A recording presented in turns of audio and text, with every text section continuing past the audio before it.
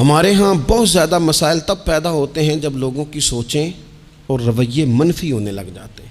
میرے ایک عزیز ہیں، اس دوست کے ساتھ میرا تعلق کچھ زیادہ ہی گہرا ہے۔ میں نے یہ کہا ان کے والد صاحب سے کہ ہم اس کا رشتہ، اللہ تعالیٰ نے اسے گنجائش دی ہے، وسعت دی ہے، تو کسی غریب گھر میں کریں گے۔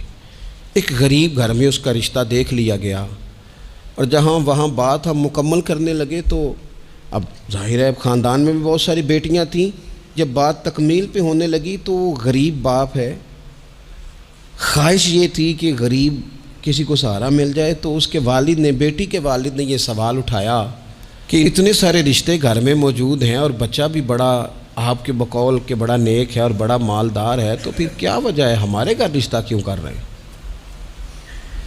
آپ کا اتنا خیر کا جذبہ، اتنا خیر کا، لیکن سامنے والا کہتا ہے یار اس پھل کا تو موسم ہی نہیں، تو کیوں بیچ رہا ہے اسے؟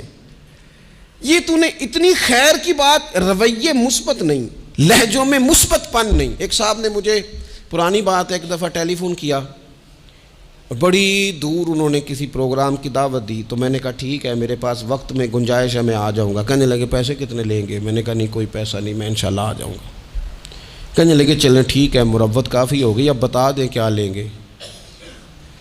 میں نے انہیں کہا یار آپ شرمندہ کرنے لگ گئے ہیں، میں وعدہ کر لیا انشاءاللہ آ جاؤں گا۔ کہنے لگے اگر آپ پیسے بھی نہیں لیتے اور اتنا لمبا سفر بھی آپ نے کرنا ہے، پھر آپ کے مقاصد کیا ہیں؟ یعنی بغیر موسم کا پھل، لوگ کہتے ہیں یہ کیا بات ہو گئی جی؟ بہت سارے جھوٹوں میں آپ سچ بول رہے ہیں تو سچ اجنبی لگنے لگ جاتا ہے کہ اس نے سچ ہی بول دی ہے۔ اتنی ساری منفی باتوں میں ایک مثبت بات کریں تو وہ مثبت بات تھوڑی انوکھی سی لگنے لگ جاتی۔ رسول کریم نے جب مثبت رویے دیے نا، مثبت، تو جو سوچیں صدیوں سے منفی ہو گئی تھیں وہ یہ خالص گھی ہضم نہیں کر سکیں، انہوں نے تلواریں نکال لیں، انہوں نے روڑے اٹھا لیے، انہوں نے میرے نبی کو تکلیف دینی شروع کر دی۔ انہیں خالص گھی ہضم نہیں ہو رہا تھا، ان کی سمجھ میں نہیں آ رہا تھا کہ اس معاشرے میں یہ والا سودا کیسے بک سکتا ہے۔ ایک رات وہ سارے تلواریں، نیزے، برچیاں لے کے میرے نبی کے گھر کا محاصرہ کرنے لگے، حضور کو شہید کرنے آ گئے۔ ان کے ہاتھوں میں تلواریں ہیں کہ ہم آج اس سچ کو معاذ اللہ مٹھائیں گے، اس خیر کے جذبے کو مٹائیں گے، اس دل میں جو اتنا درد ہے اس کی دھڑکن کو معاذ اللہ بند کریں گے۔ وہ سارے اتنا منفی سوچ لے کے حضور کے دروازے کا گھیراؤ کر رہے ہیں۔ قربان جاؤں اے معصوم آمنہ تیری شان پر، میرے رسول کیا فرما رہے ہیں؟ حضور فرماتے ہیں علی یہ پیسے لے لے اور لوگوں کی امانتیں واپس کر کے سویرے مدینے آ جانا۔ اور یہ لوگ جو دروازے پہ کھڑے ہیں نا، ان کی بھی امانتیں حضور کے گھر پڑی ہیں۔ ان کی سوچیں کتنی منفی ہو گئیں کہ وہ شہید کرنے آ رہے ہیں، اور کریم کی سوچ کا یہ حال ہے کہ حضور ابھی بھی ان کا بھلا ہی سوچ رہے ہیں۔ وہ روڑے مار کے گھر جا کے سو جاتے تھے، کانٹے بچھا کے رستے میں گھر جا کے سو جاتے تھے۔ وہ نبی کریم علیہ الصلوۃ والسلام کو معاذ اللہ تکلیف دے کے اپنے گھروں میں سو جاتے تھے۔ اور یہاں حالت یہ تھی کہ وہ جو پتھر مار کے سوئے ہیں نا، کانٹے بچھا کے سوئے ہیں، یہ نور سے بھرا ہوا وجود رات کو اٹھتا تھا اور ان پتھر مارنے والوں کی ہدایت کی دعا مانگنی شروع کر دیتا تھا۔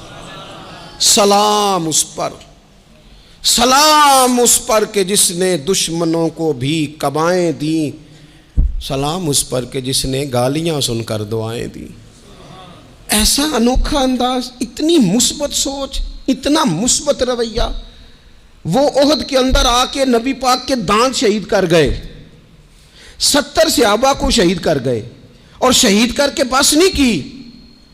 حضرت امیر حمزہ حضور کو پیارے تھے، چچا تھے، نبی کریم بڑا پیار کرتے تھے۔ حضرت امیر حمزہ کا ناک کاٹ دیا، آنکھیں نکال دیں، وجود سارا کاٹ دیا، حضور کی ساری داڑیاں آنسوں سے بھر گئی۔ اتنا پیار حضور کو چچا سے، لیکن جب کہا نا حضور دعا کر دیں یہ تباہ ہو جائیں، تو نبی کریم کہنے لگے نہیں بھائی، میں تو یہ دعا کروں گا یا اللہ انہیں ہدایت دے دے، انہیں پتہ ہی نہیں یہ کیا کر رہے ہیں، شعور نہیں نا یار، تھوڑا سا مثبت ہو جائیں زندگی میں، تھوڑا سا مثبت ہو جائیں۔ اور حضور نے پتہ کیا فرمایا ہے؟ مسلم شریف کے لفظ ہیں، حضور فرماتے ہیں اچھا سوچنا، اچھا گمان کرنا یہ عبادت ہے۔ تو کچھ نہ کر، تو بس اچھا سوچا کر، اچھا رویہ اختیار کر۔